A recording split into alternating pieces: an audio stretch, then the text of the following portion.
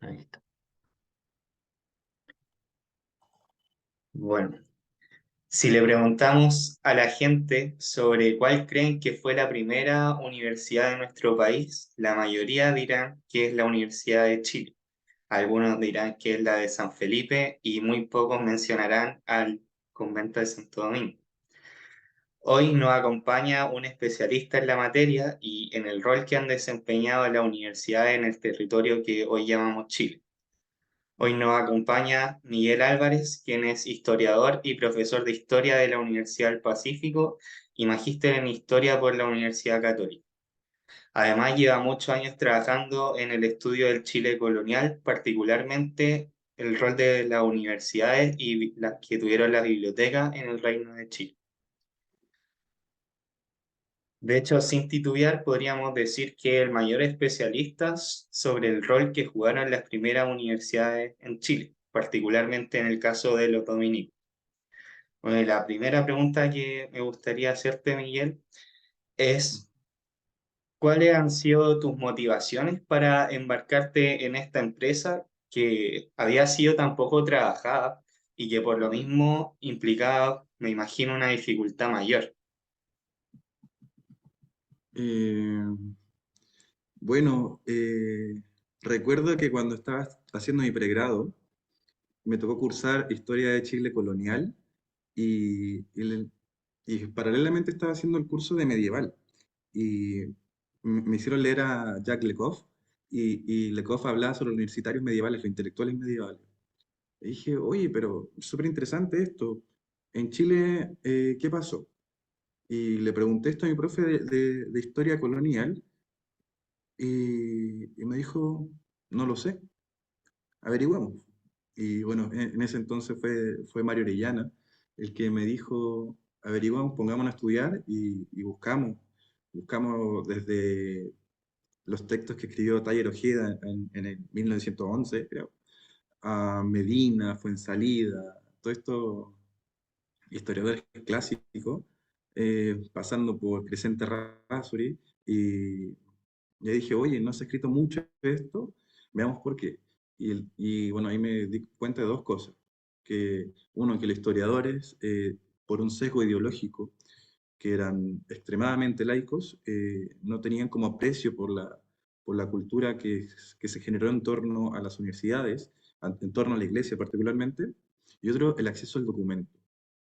Entonces, el tema ideológico y el tema documental fueron uno de los primeros identificadores uno de los primeros problemas que logré identificar. Y así me propuse hacer una tesis de pregrado en una primera instancia y después una tesis de maestría para estudiar los universitarios del convento, en este caso de Santo Domingo en el siglo XVII.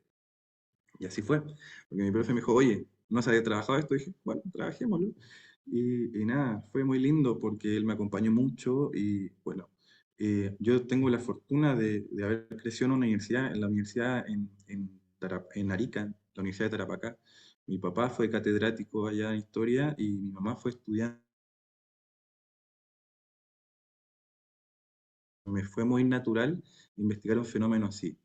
Y nada, desde ese entonces hasta esta parte creo que he ido conociendo un poquito más, lo he ido identificando a los estudiantes, a los profesores del siglo XVII.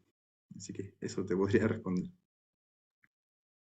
Súper, es súper importante contar con ese apoyo, digamos, cuando uno está empezando en la investigación o le interesa este camino, de gente que tiene intereses parecidos y que tiene además un bagaje mayor.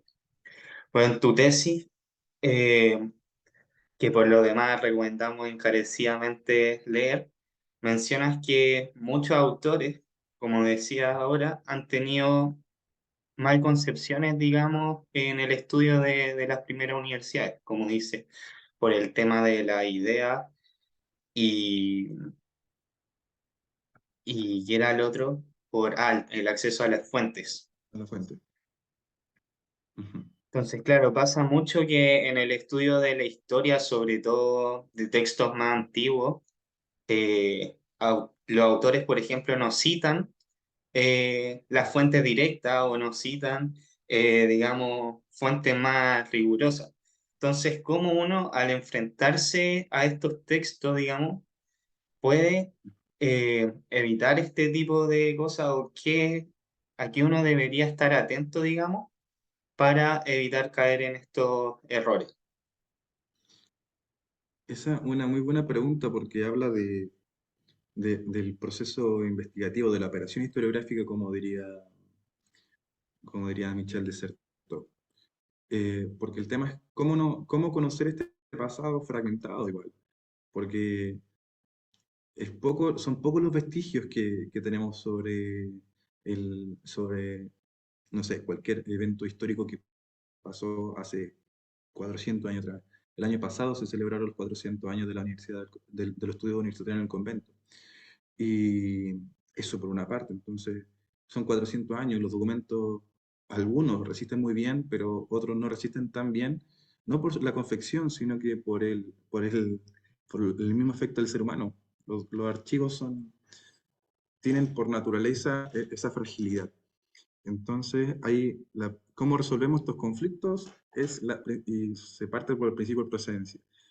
El principio de procedencia es la base del trabajo archivístico y en este caso yo lo resolví yendo a la fuente, yendo a la institución. En este caso, Santo Domingo. Entonces dije, oye, ya quiero conocer las cosas que se han publicado para ver si puedo separar un poco y ver y conocer los documentos, porque como tú bien decías, muchos historiadores que han escrito sobre esto no han visto la fuente, o si la han visto, la mencionan o no la trabajan. Me pasó eso bueno, Bernardino Bravo Lira, con Alamiro Ávila Martel, con el padre Ramón Ramírez, que es un padre que está acá en el convento y que cita la fuente, pero no la trabaja. Entonces me sorprendió mucho eso, es muy extraño, porque él fue el archivero por mucho tiempo hasta que tuvo que cesar sus funciones porque es muy mayor, es del año 22, tiene 101 años ahora, y sigue dando vueltas por acá por el convento. Y la cosa está en que, claro, acercarse a la fuente ya te permite plantearte nuevas preguntas, porque o no vieron, Medina no vio el libro de la universidad, que espero pronto publiquemos un estudio con la transcripción de este libro, y, y bueno, los más recientes, historiadores más recientes como Bravo Lira, le tomaron una foto y no mencionaron más allá de eso.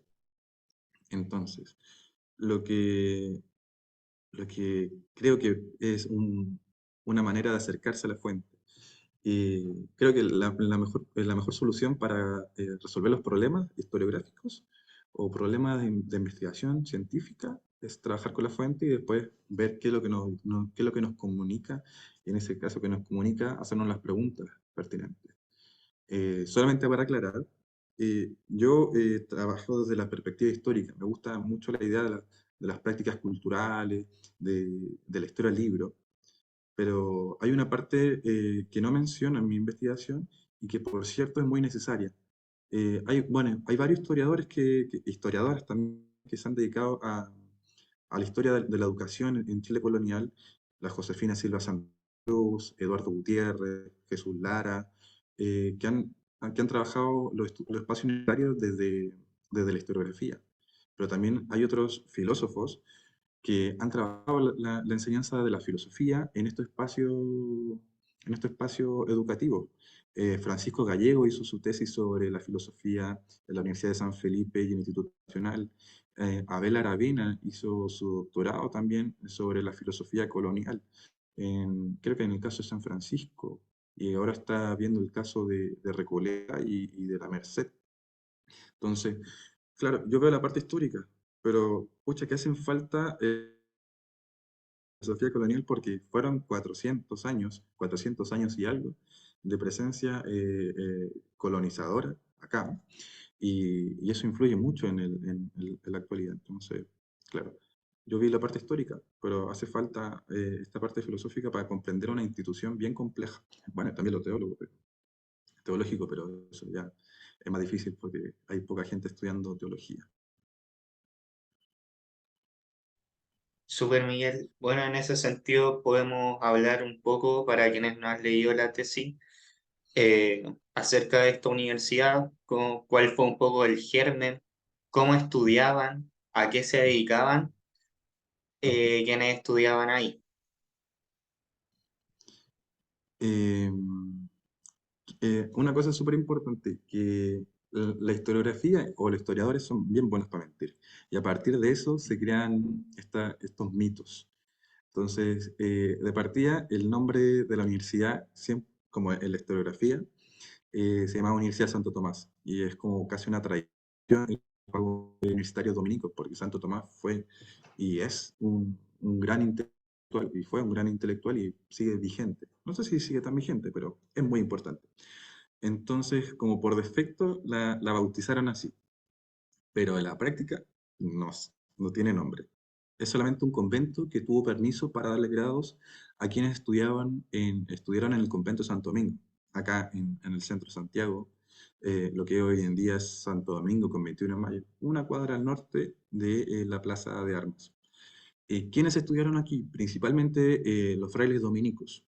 Yo contabilicé en este libro de la universidad 116 o 115 estudiantes, de ellos, pero hubo jesuitas, que también fue un tema muy controversial porque después, porque dominicos y jesuitas tenían una bronca teológica, política, religiosa no menor. Entonces, si es que venían de los jesuitas, no aceptaban. Entonces, ahí fue bien polémico y bien entretenido ver el documento que lo señala. Como le iba diciendo, había jesuitas, agustinos, mercedarios y franciscanos. También hubo religiosos de clero secular y también hubo civiles. Ellos eran la minoría en todo caso, pero hubo un espacio bien, bien amplio para que los que estaban interesados en estudiar filosofía y teología en Santiago de Chile y en todo el Reino de Chile, viniesen al convento. Quienes enseñaban eran principalmente los curas que tenían más preparación en formación teológica, o sea, los curas más experimentados.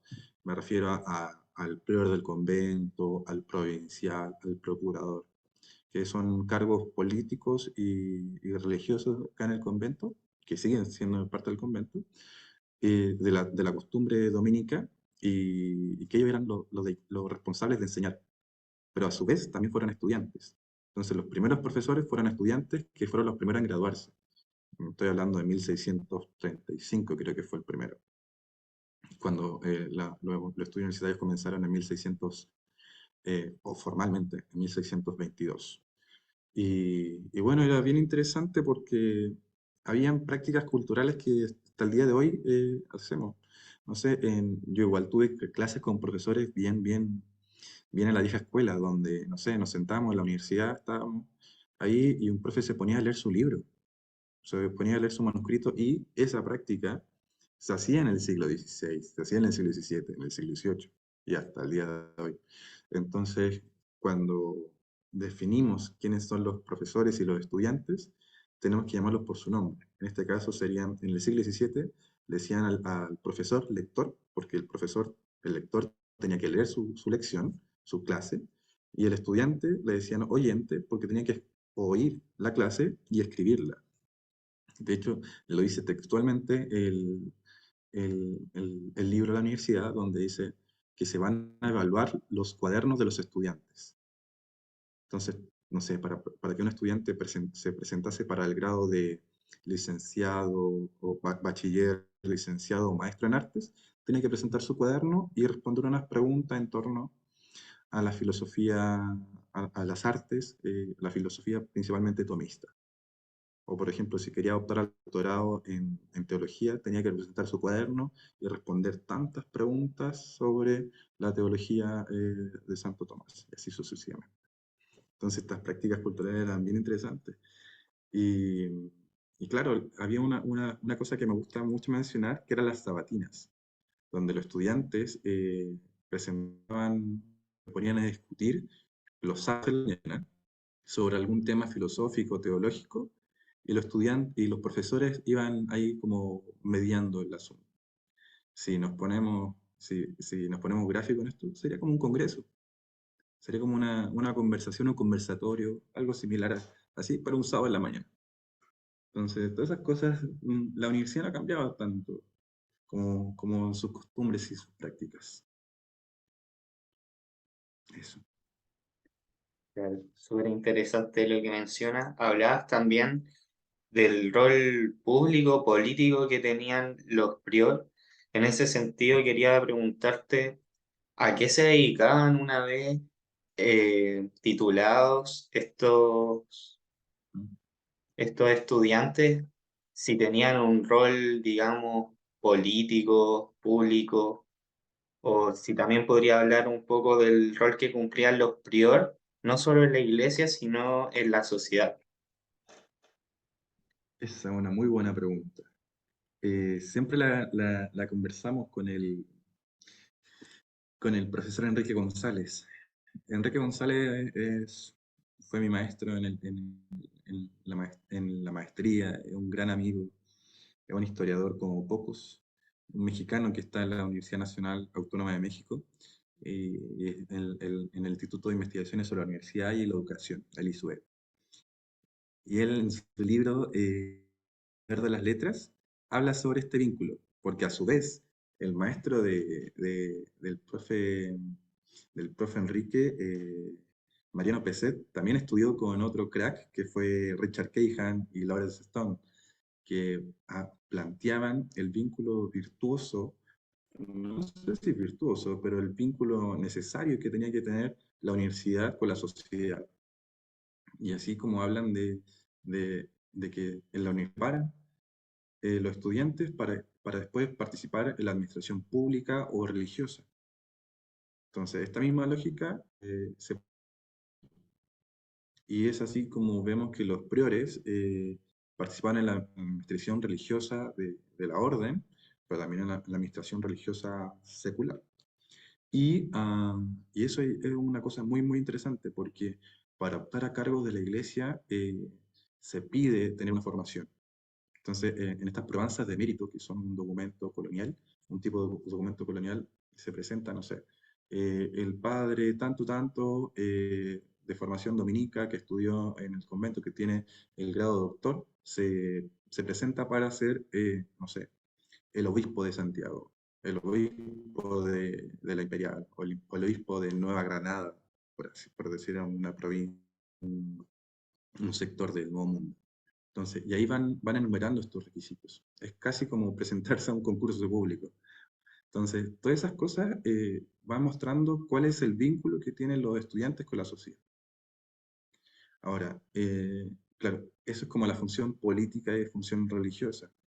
Eso nunca me gustó mucho, pero me interesó mucho el rol de en este caso, los priores y los procuradores, que eran los agentes culturales, como diría Antonella Romano, Serge Brusinski, todas estas cosas, todos estos historiadores que hablan del tránsito, de los mediadores, eh, de los pasadores culturales.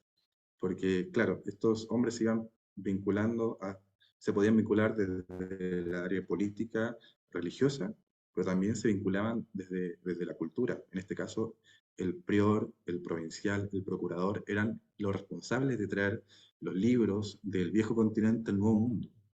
Y estos asolaban los libros que estaban en el nuevo mundo entre todos los conventos y las provincias. Es por eso que en el convento había libros de San Juan, que era en una provincia argentina, pero también había libros del Perú, había libros de Mendoza. Entonces, estas grandes autoridades, que también a su vez fueron profesores y estudiantes, tenían sus vínculos políticos, porque claro, eran hombres que tenían una activa función política y religiosa, pero también tenían un rollo social, o no un rollo social, perdón, un rollo cultural significativo para el desarrollo de los estudios de la filosofía y de las letras en Chile, en el Reino de Chile.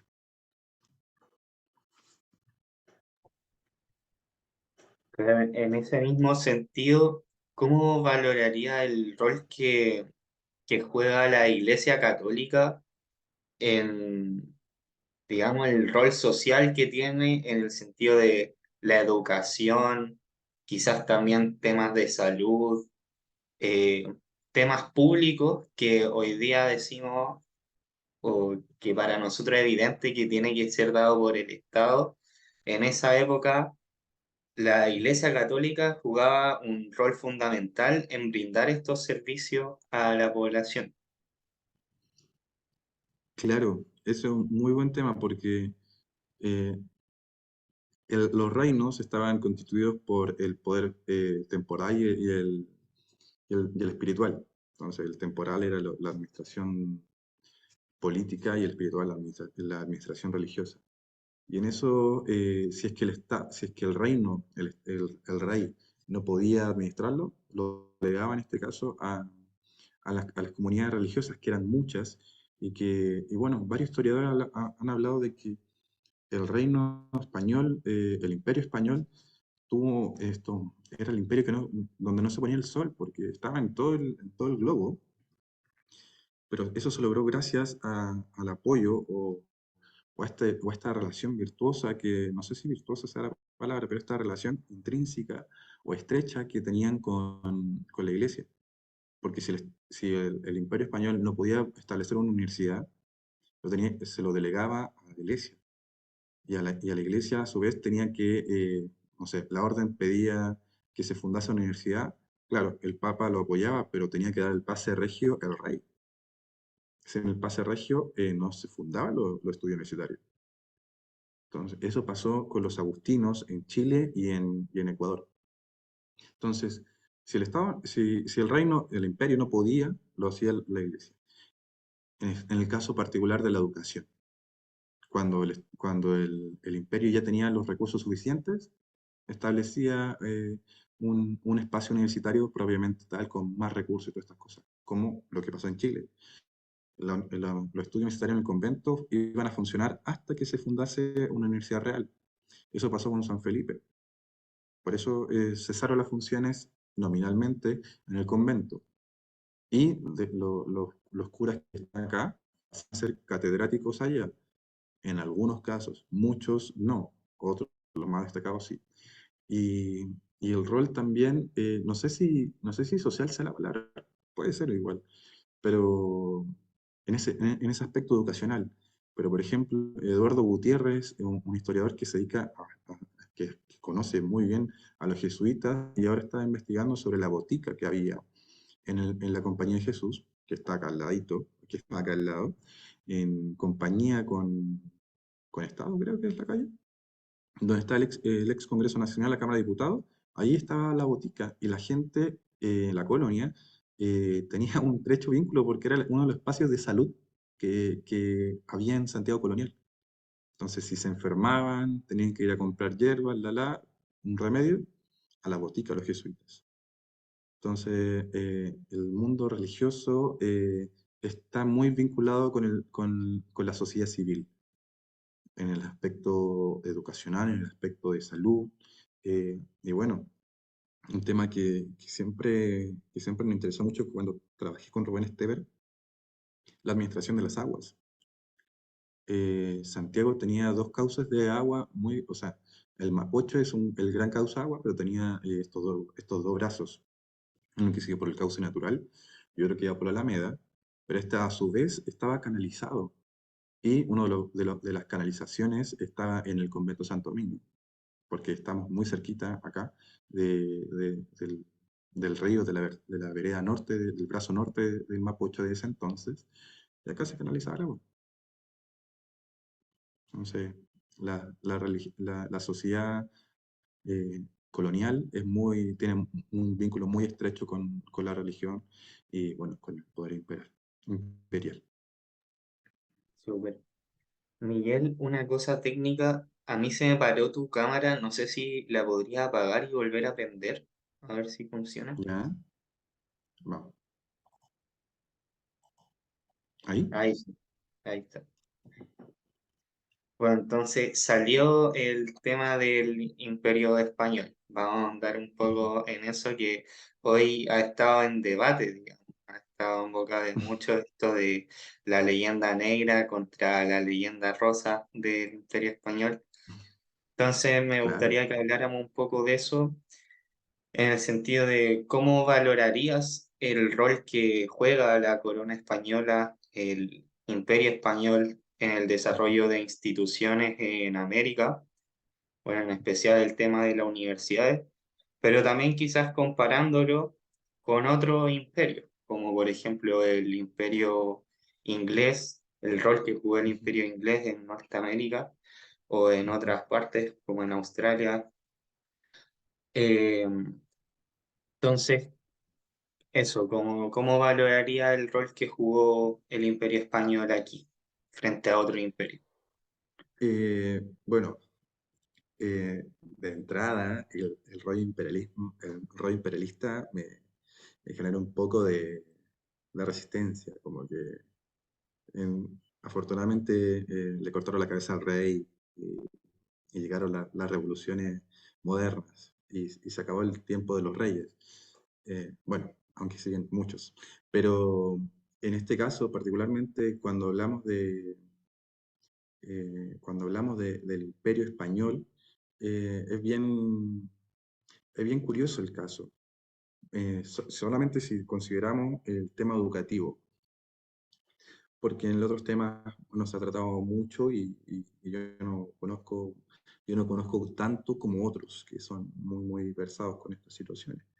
Eh, el Imperio Español en el Nuevo Mundo fundó, creo que 27 instituciones en, en 15 ciudades, según la estadística que hizo Enrique González, y que concuerda un poquito con la que hizo Zoraida Rodríguez, que es esta monjita que hizo la historia de la universidad en Hispanoamérica. Si comparamos esas 27 universidades con el New College, que se fundó en las colonias británicas, que es hoy en día Harvard, eh, claro, una universidad para 13 colonias es bien poco. Y claro, es bien elitista también. Bueno, las colonias eran chiquititas, eran todo. Estados Unidos ahora es grande, pero en ese entonces las colonias estaban todas por el lado Atlántico. Eso por una parte. El New College se fundó en 1635, no, en 1626, por ahí. Poquito después de la fundación de los estudios universitarios en el convento. Pero los estudios universitarios en el reino, en el Nuevo Mundo, comenzaron en 1538, 1538 en Santo Domingo, y paralelamente la Universidad Real de México, hoy en día la Universidad de la Autónoma de México, y la Universidad de San Marcos de Lima, son de 1553, 58 creo. Entonces son espacios universitarios muy, muy tempranos. ¿Para qué hablar de la ocupación portuguesa en lo que es hoy en día Brasil? Se funda la primera universidad en el siglo XX, entonces muy, muy tardío. Si hablamos de los imperios y su preocupación por los estudios universitarios, el imperio español es una cosa demencial. No sé cuál es la explicación por qué hubo tantos espacios. Ahora, hay posibles respuestas. Eh, hay historiadores, historiadoras que hablan de los policentros, de los multicentros políticos, de las monarquías policéntricas, multicéntricas, eso va variando dependiendo del historiador. Entonces, yo recogiendo un poquito de esa idea, creo que el Imperio Español generó muchos espacios educacionales, siguiendo un poco la lógica que plantea Pierre Bourdieu cuando habla de la reproducción, ¿cachai? Porque necesitamos gente que se prepare para administrar el imperio, los reinos del nuevo mundo, y así sucesivamente generar muchos centros de poder para que estos centros de poder retribuyan al centro político que sería la península. Entonces, quizás por ahí va la respuesta, una respuesta tentativa, una hipótesis que planteé en uno de los artículos, pero eso podría ser en comparación con la ocupación que hubo en los territorios del norte de América con las 13 colonias o la ocupación en el territorio que hoy en día es Brasil. Entonces, bastante curioso. Yo soy profundamente democrático, por eso tengo un profundo como, eh, distanciamiento con los imperios, pero eso llama mucho la atención como fenómeno histórico, porque hubo incluso universidades en las Filipinas, que las Filipinas es una isla alejada de Dios, pero igual tuvo espacio, igual tuvo universidad. Entonces, es bien curioso. No sé qué le pasó a los Asturias con las universidades, pero creo que le funcionó al menos para expandirse políticamente y religiosamente, todas estas cosas. Súper interesante eso que menciona igual de la distribución espacial del poder. El otro día escuchaba una hipótesis de que eso mismo quizás también pudo dar lugar al proceso de independencia de, porque por ejemplo en el caso de Brasil, todos los intelectuales tenían que ir a Portugal a formarse y ahí podían volver a Brasil. En cambio aquí era distinto en el sentido de que se formaban aquí y se quedaban aquí, entonces eso también daba ideas distintas sobre el quién eran, cuál era su rol, etcétera. Entonces que eso también podría haber dado lugar a la cantidad de países, digamos, que se formaron después de la independencia. Eso es una Bueno, muy buena pregunta igual. bueno, ya para ir terminando, nos quedan unas dos preguntas de que quería ¿Ya? preguntar. Eh, Bueno, ¿cómo han influido los distintos periodos en la construcción y el rol de las universidades? Ya que me imagino que con la llegada de las ideas ilustradas, por ejemplo, Ujú. cambia un poco el paradigma de lo que concebimos como universidad y quizás también en el último tiempo hay otro cambio, digamos. Mm, Esa es una muy buena pregunta, porque claro, las instituciones van cambiando junto con las sociedades. Nosotros estamos hablando de la universidad en el convento. En ese entonces, la idea de la universidad no era generar conocimiento como lo vemos hoy en día, era reproducir el conocimiento. Y si alguien descollaba, como que, claro, era una lumbrera intelectual, pero eso era muy poco habitual. Entonces, solamente hay casos de gente como ejemplar que podría crear, que creó, mejor dicho, nuevos saberes. Pero eso está fuera de la norma.